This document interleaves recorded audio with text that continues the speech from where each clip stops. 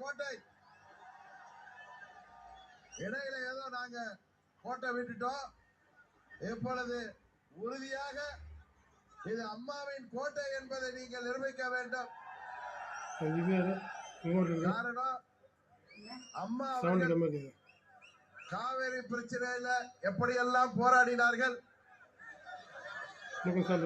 காவேரி அந்த தீர்ப்பை கெசட் படுத்துவதற்கு அம்மா அவர்கள் எவ்வளவு போராட்டம் செய்தார்கள் என்பது உங்களுக்கு தெரியும்.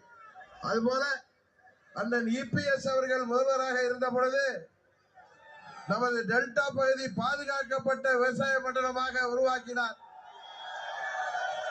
வைரமே கிடைத்தாலும் எங்களுக்கு தேவையில்லை, நாங்கள் விவசாயம் தான் செய்ய வேண்டும் என்ற நமது பகுதி விவசாயிகளின் கோரிக்கையை ஏற்று அன்றைக்கு இந்த பகுதியை பாதுகாக்கப்பட்ட விவசாய மண்டலமாக அறிவிக்கப்பட்ட காரணத்தினால்தான் இங்கே நமது சோழ மண்டலத்திலே விவசாயிகள் பாதுகாக்கப்படுகிறார்கள். அதுபோல எப்பொழுதெல்லாம் அனைத்து இந்திய அண்ணா திராவிட முன்னேற்ற கழக ஆட்சி நடந்த போது அப்பொழுதெல்லாம் இந்த தஞ்சை பகுதிக்கு பல்வேறு திட்டங்கள் கிடைத்திருக்கிறது.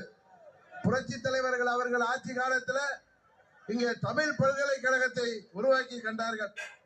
அதுபோல அம்மா அவர்கள் ஆட்சி காலத்தில் தான் இங்கே 8வது உலக தமிழ் மாநாடு நடைபெற்றது.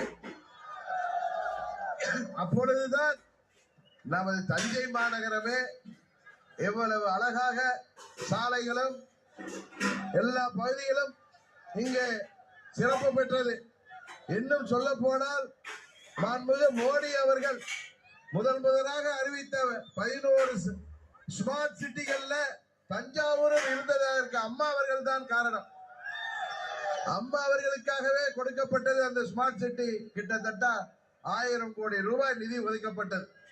இன்னும் எத்தனையோ அம்மா அவர்களின் சாதனைகளை, புரட்சி தலைவர் அவர்களின் சாதனைகளை 4 ஆண்டுகளிலே அண்ணன் இபிஎஸ் அவர்கள் இந்த மண்டலத்துக்கு விவசாயிகளுக்கு செய்த பல்வேறு திட்டங்களை நீங்கள் மக்களிடம் எடுத்து சொல்லி இன்றைக்கு இந்த ஆட்சி புரிகின்ற திமுக ஸ்டாலின் அவர்கள், அவரது மகன் உதயநிதி ஸ்டாலின், நாங்கள் எல்லாம் டெல்டாக்காரர்கள் என்கிறார்கள்.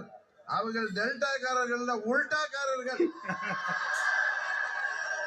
இன்றைக்கு டெல்டா மக்கள் இங்கே நமது தேசிய ஜனநாயக கூட்டணிக்கு ஆதரவாக இங்கே திரண்டிருக்கிறார்கள். உறுதியாக இந்த முறை நீங்கள் நமது 8 தொகுதிகளிலும் வெற்றிக்கனியை நீங்கள் நமது தேசிய ஜனநாயக கூட்டணிக்கு பெற்றுத்தர வேண்டும்.